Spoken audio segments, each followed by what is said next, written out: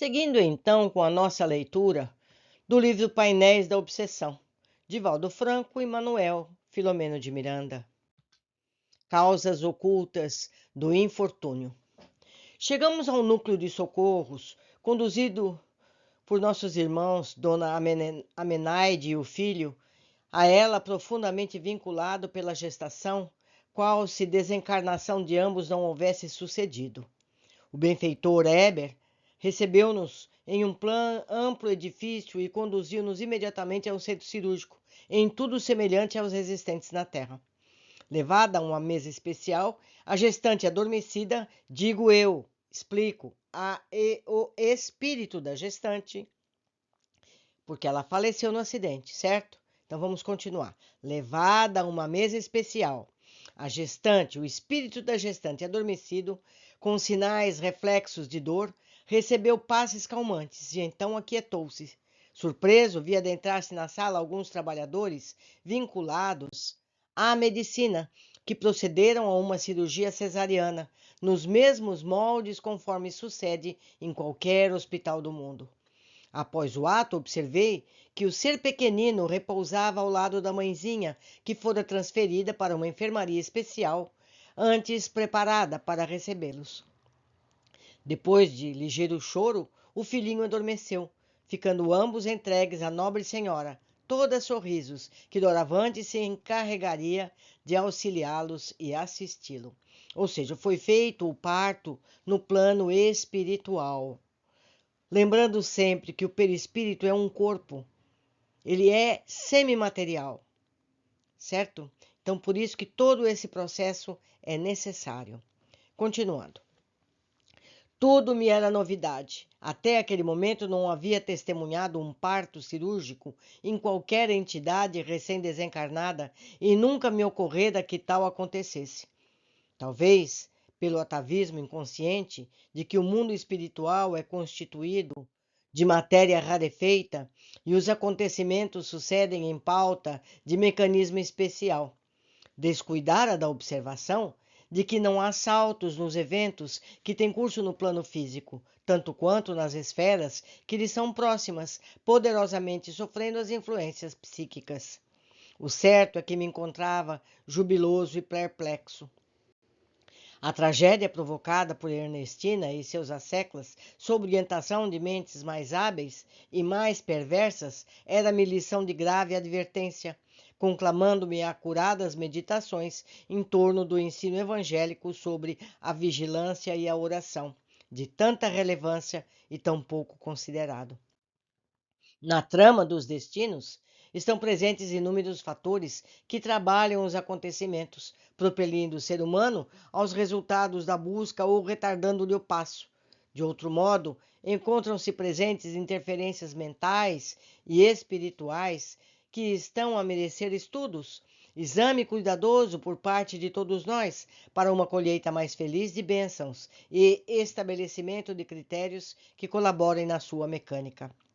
Os homens, ou seja, as pessoas, deixam-se arrastar pelos acontecimentos, reagindo contra uns e aceitando outros, sem aprofundarem as causas próximas para elaborar métodos preventivos ou recuperação, quando da impossibilidade de atingir as mais remotas. A precipitação e a indiferença que governam muitos comportamentos respondem pela tardança do processo de evolução. Desde que, no primeiro caso, a imprevidência que se agita promove distúrbios e consequências nos atos que poderiam ser evitados ou contornados. No segundo, o desinteresse aplica situações que poderiam tomar curso muito diverso daquele que normalmente envolve o negligente com o agravamento da situação na qual se encontra. Raciocinando a respeito dos últimos sucessos em que me encontrava presente, eram compreensíveis as suas ocorrências, desde que a vida real, permanente, inalterável, é espiritual, sendo a terrena uma experiência transitória, evolutiva, para as finalidades superiores daquela. Porque o meu fosse um estágio de aprendizagem, embora aqueles espíritos não estivessem diretamente ligados ao curso da nossa história, qual ocorrera com os outros fatos que narramos, aguardei ensejo de apresentar ao nosso Dr. Lustosa as apreensões em forma de perguntas que lhe ensejassem melhor esclarecer-me sobre as urdiduras dos fenômenos trágicos examinados ao lado de cá. A oportunidade não se fez demorada. Quando nos retiramos da câmara de repouso em que ficaram a senhora cirurgiada e o seu filho, antes de qualquer indagação, o amigo compreensível nos explicou, a Bernardo e a mim. A nossa irmã Amenaide acaba de resgatar um grave erro praticado há pouco menos de um século. Agora se recompõe sob o amparo da atual trisavó, que fora, nos dias distantes, sua mãezinha abnegada. Despertará lentamente, será orientada pelo carinho da nobre senhora, que poupará de choques e aflições dispensáveis, informando-a, no momento próprio, sobre a desencarnação, até que se possa inteirar de todo o ocorrido. Enquanto isso, no suceder, ser-lhe-á mantida, discreta e silenciosamente, a impressão de que se fez necessária a internação hospitalar para o parto. E porque me percebesse a interrogação mental a respeito da cirurgia, aclarou.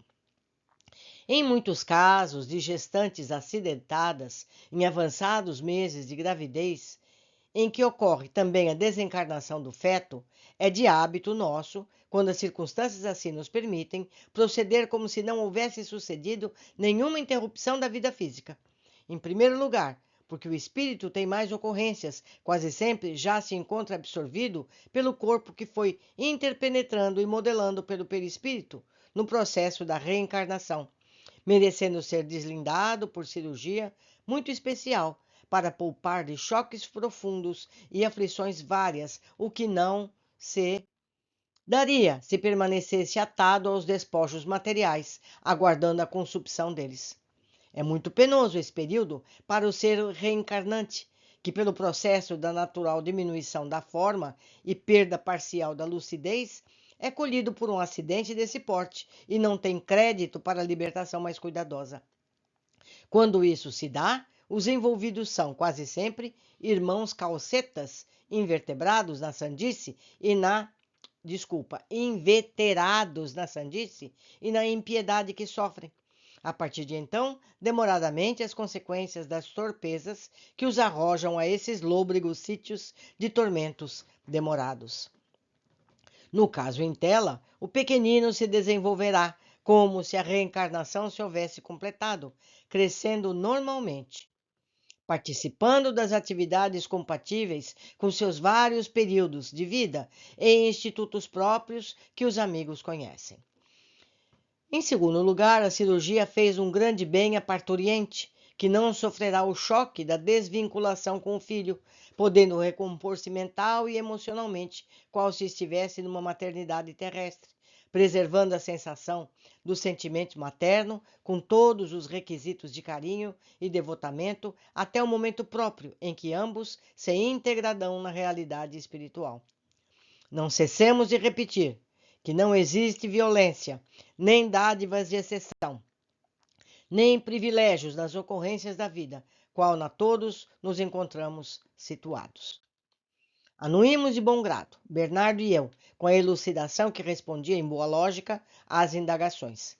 Vivendo ainda muito próximo dos interesses humanos e considerando ser a vida física uma cópia imperfeita da espiritual, compreender-se-á que nesta última se encontram todos os elementos da primeira, embora a recíproca não seja verdadeira. Acurando meditação no serviço cirúrgico em favor dos recambiados ao núcleo de socorro, eu encontrava a resposta para as sutis questões que envolvem a problemática do perispírito, este órgão modelador do soma, órgão modelador do corpo físico, certo? Que, por sua vez, foi modelado pelo corpo mental. Continuando. A brusca separação do feto pela desencarnação da gestante ocasiona uma lamentável perturbação no espírito reencarnante, que se sente simultaneamente em duas esferas vibratórias. Ainda não perdeu o contato com a vida espiritual, sofrendo alguma turbação que aumenta na razão direta em que mergulha nos fluidos mais grosseiros da matéria. E antes de apropriar-se da forma, vê-se expulso dela, encharcado de energias densas e pesadas, a atormentá-lo na dificuldade de situar-se em definitivo num ou noutro campo da vida. A providência caridosa que dá curso ao processo da reencarnação, mediante a cirurgia espiritual, impede que o espírito experimente o choque da morte corporal e todas as suas consequências. A morte física é-lhe apenas um sono mais violento, em que mergulha no momento da consciência já um tanto obnubilada, possibilitando eliminar os distúrbios mentais da perturbação decorrente da perda do corpo e facilitando a reconquista do conhecimento, qual no processo humano. A vida não sofre frustrações, embora os disparates com que o ser humano veste as suas ambições e desaires, porque ainda me bailassem na mente inquietações em torno da trama do ódio de Ernestina, que lograra alcançar os objetivos a que se propusera, indaguei o amigo sobre as nascentes próximas do problema, cujo resultado acabáramos de acompanhar. Habituado ao meu interesse de adquirir conhecimentos, o médico não se fez de rogado, explicando. As causas próximas, porque a seu turno são de consequências e atitudes mais recuadas, conforme aludi antes, têm as suas matrizes nos dias da escravidão negra no Rio de Janeiro. A nossa irmã Amenaide era, então, mimada esposa de abastado fazendeiro, no solo fluminense, cuja genitora, apesar de amorosa, não conseguira lapidar o caráter da filha, que se revelava exigente, caprichosa e sem maiores expressões de piedade pelos escravos e serviçais da casa. O casamento estabelecido pelos pais não a harmonizara intimamente, antes tornou-a mais extravagante quanto à posse de tudo quanto lhe dizia respeito. Amava o esposo, que lhe dera um filho varão e acreditava-se proprietária da alma do companheiro, de certo modo acostumado às aventuras furtivas, de que ela não tomava conhecimento. O seu estado de espírito inquieto fazia-a mais mesquinha e insensível à dor alheia. Numa oportunidade qualquer, à mesa de refeição, o esposo referiu-se a uma jovem liberta pela lei do ventre livre, que servia à casa em econômios da sua beleza física e porte altivo, dizendo que os jovens de repente mudam de aspecto, assumindo aparências inesperadas. A esposa, dando um tom muito natural ao assunto, inquiriu a respeito do que mais harmonioso observava na mucama, a ponto de lhe chamar a atenção. Sem maior preocupação, ele referiu-se às formas arredondadas do corpo, ao busto bem proporcionado. O assunto se encerrou sem qualquer comentário adicional. Menos de uma semana depois, o chefe de família afastou-se em uma viagem à capital, a cuidar de negócios, como fazia de hábito. Demorou-se, fora por vários dias, e ao voltar, conforme usança da época, despachou um serviçal para informar a sua chegada, dando à família as primeiras agradáveis notícias. O retorno ocorreu ao cair da tarde, sendo recepcionado com alegria geral. À hora da ceia, bem preparada, uma cepipe chamou-lhe a especial atenção, pelo sabor. Tratava-se de carne macia, especialmente condimentada. Não sopitando a curiosidade, indagou a companheira onde adquirira tão especial vianda, ao que ela redarguiu ter sido quem a cozera em particular, com carinho, em sua homenagem. Terminado o repasto, enquanto os cônjuges conversavam, a senhora, com naturalidade, lhe informou que não pudera esquecer a referência elogiosa que fizera à serva, assim como o objetivo de honrá-lo, mandou cortar-lhe os seios, e a semelhança de Salomé, porém, com requintes de carinho, preparava-os para servi-los à ceia. Me desculpem, meus amigos, por tão terrível cena, mas o livro está aqui, eu tenho que ler. Continuando. Dominado por súbito mal-estar e náusea, ele correu à senzala e encontrou a jovem amputada sobre a cama de varas, sob dores atrozes, se extinguindo, excruciada, vindo a falecer na madrugada seguinte. O narrador calou-se, dando-me margem a melhor sentir o drama da pobre serva, que ignorava a causa do martírio, deixando-me penetrar na extensão da loucura do que são vítimas pessoas aparentemente sadias. Ali estava a terrível ação do ciúme doentio, que chegara a extremos de perversidade mórbida para saciar a própria paixão. Ato contínuo, o médico deu prosseguimento à narrativa. Abriu-se imenso abismo no relacionamento do casal. A vítima não encontrou quem lhe reclamasse a terra, a inocência, nem a lamentasse por mais tempo. O poder no mundo anestesia muitas mentes e esfacela inúmeros sentimentos. Despertando, porém, além do corpo, dominada pela insânia do ódio que a envenenou, perturbou-se por anos a fio, caindo nos baixos círculos da expiação espiritual, qual antigos escravos sedentos de vingança que ainda se encontram na psicosfera do planeta, assumindo personalidades mitológicas e vivendo entidades do culto afro-africano emanadas de propósito de desforço, ou seja, de vingança, barafustando-se em ações perniciosas, às quais dão curso à sanha de vingança que se permitem. A pouco e pouco foi conscientizada em torno das ocorrências da vida e da sua indestrutibilidade, armando-se para o desforço, ou seja, na vingança da hora própria. Sem manipular porém o próprio desterro, veio a reencarnação e, sob o impositivo das leis, consorciou-se com aquele de qual fora motivo indireto da sua desdita. Ou seja, ela acabou se casando com o dono da fazenda. O escafandro abençoado da carne amorteceu-lhe as recordações infelizes e, sob a custódia do afeto, ajustou-se ao lar, que teve duração efêmera. Desencarnando 10 anos depois, sem deixar filhos, o viúvo veio reencontrar a antiga esposa e, apagadas as reminiscências, no mesmo solo fluminense de outrora, consorciou-se, vivendo a emoção que a perspectiva da paternidade lhe acenava. A desencarnada, todavia, ou seja, aquela que era a escrava, picada pelo ciúme e identificando nela a adversária antiga, ou seja, que lhe cortou os seios, fez um quadro de agressão e rancor que a levou a sintonizar com os antigos comparsas que elaboraram em conjunto a trama que acabara de consumar-se. Na urdidura do resgate compulsório, que dispensava a interferência de Ernestine e sua Grey, já que o acidente poderia originar-se numa falha mecânica do veículo, o jovem cunhado que perece é o mesmo capataz que decepara os seios da jovem escrava e renasceu sob injunção da problemática tuberculosa, encerrando o ciclo reencarnacionista quando a cura orgânica lhe acenava a oportunidade de uma vida mais larga. As peças se enquadram perfeitamente nos complexos programas de equilíbrio espiritual do ser, embora ele, não poucas vezes, tentando apressar soluções, coopere inconscientemente para que transcorram os fatos como são de melhor resultado para todos, apesar de piorar-lhe, em algum tempo, a situação. Sim, porque novos karmas nasceram disso tudo. Como vimos, a Menaide e o cunhado resgataram através da expiação o nosso Egberto, novamente viúvo, reeducar-se na dor, padecendo o penoso trauma mediante o qual ascenderá, candidatando-se a um futuro melhor. Ante a pausa espontânea, indaguei. E Ernestina, que lhe acontecerá?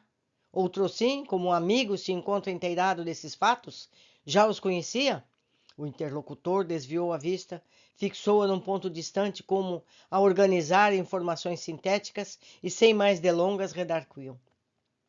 Este sanatório é-me uma escola de bênçãos, onde aprendo o amor pela vivência do trabalho, ou no qual cresço no dever, sob os convites da caridade para com o próximo, exercício de evolução para mim próprio. Aqui estagio há largo tempo, na condição de aprendiz da vida, cooperando no esforço superior da irmã Angélica, em que tempo próprio me recambiou aos sentimentos cristãos, convocando-me à seara da fraternidade evangélica. Houve época não distante em que me encontrava em complicado processo de alucinação corretiva, na qual espiava as atitudes imprevidentes de várias reencarnações mal sucedidas, quando fui por ela resgatado da situação muito infeliz. Logo me recobrei, mediante cuidadoso tratamento espiritual. Descobri que ajudar os outros é auxiliar a mim mesmo. A pensar no próximo, primeiramente, representa a única alternativa para superar-me, transformando dores em bênçãos, mágoas em esperanças, distúrbios íntimos em conquistas de paz. Em razão do exercício médico, na última experiência humana, fui localizado aqui a fim de melhorar-me no serviço aos enfermos. abnegadas religiosas, nobres equipes médicas e paramédicas que aqui trabalham em ambos os planos da ação, têm me constituído mestres hábeis na arte da abnegação e da paciência, iluminando-me com exemplos de elevação pela renúncia. Diversos deles que por aqui transitam, ao desencarnar, rogaram a felicidade do retorno, prosseguindo no trabalho a que se afeiçoaram. Mantém contatos mentais com os antigos cooperadores que os registram e, não raro, as ingênuas religiosas que os detectam psiquicamente assustam-se, esconjurando-os, no entanto, beneficiando-os com a assistência que recebem. Antiga diretora da Ordem aqui prossegue conosco, arregimentando colaboradores, ampliando os quadros dos serviços de beneficência. Nesta área, nossa mentora tem oferecido larga cota de auxílio, considerando os pacientes que lhe vinculam para que são trazidos para o benefício da saúde. Por motivos compreensíveis, há muito tormento nesta casa, nas diversas áreas do comportamento humano. Sexo, vícios diversos, abusos de muita ordem, que levam a tresvairios e a suicídios periódicos. As gentis irmãs, vigilantes e discretas, acorrem sobre inspiração contínua, atendendo emoções e dramas, ocultando os efeitos danosos das cenas de autodestruição, a fim de manter-se o moral dos doentes graves e da compleição emocional débil. Inteiram-me normalmente, quando chegam os enfermos, da sua ficha kármica, dos seus acompanhantes, dos seus mais afligentes problemas, de modo que uma eficaz terapia de nossa parte, tanto quanto sob os compromissos que lhes dizem respeito, afeiçoando-me, dedicando-me, conforme os títulos de merecimento de cada qual. Com regularidade, todos os obreiros ouvimos conferências, participamos de seminários realizados por visitantes de outras esferas que nos vêm adestrar em técnicas socorristas mais avançadas, tomando alguns casos de internados para mostrarem os estudos sobre os problemas, cujos resultados são valiosos.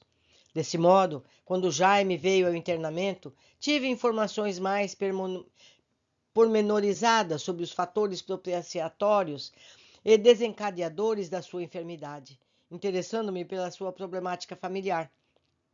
Afeiçoando-me ao grupo, quando me permitiram as oportunidades, dispensei-lhes assistência, que foi distendida ao seu irmão e à sua cunhada, cuja história humana muito me sensibilizou.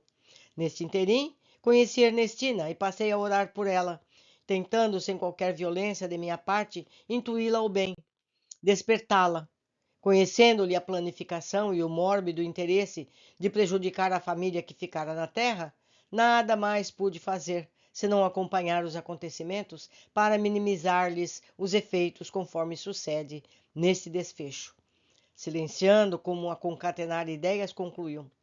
Nossa irmã Ernestina agora sentir-se-á frustrada com todo o vingador que, após a sanha do desforço, perde a razão da luta exauriente, descobre a inutilidade dos propósitos alimentados, aturde-se, sofre, desperta para outra realidade.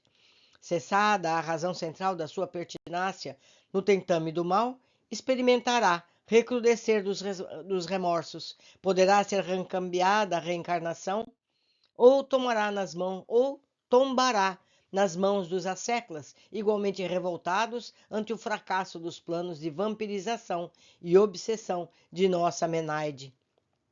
Os desígnios de Deus são inescrutáveis e os dados de que dispomos são insuficientes para uma avaliação de futuros sucessos, além do que é nosso dever de ajudar sempre, cujos resultados pertencem a Deus. Eram-me informações valiosas as que acabara de receber. A vida são os acontecimentos que desencaminhamos por livre opção, através do comportamento que o ser humano elege na pauta da sua evolução inevitável, dependendo dele, a breve ou a longo prazo, alcançar a felicidade que lhe está destinada desde o princípio. Respeitando o silêncio do amigo, recolhi-me também em meditação. Meus amigos, nós estamos todos amarrados uns aos outros e cabe a cada um de nós semear a paz, porque não há outro caminho. Não há outro caminho para a evolução e a evolução é inexorável. Nós vamos evoluir, queiramos ou não. Por hoje ficamos aqui, aguardo a todos na continuação do nosso estudo. Abraços!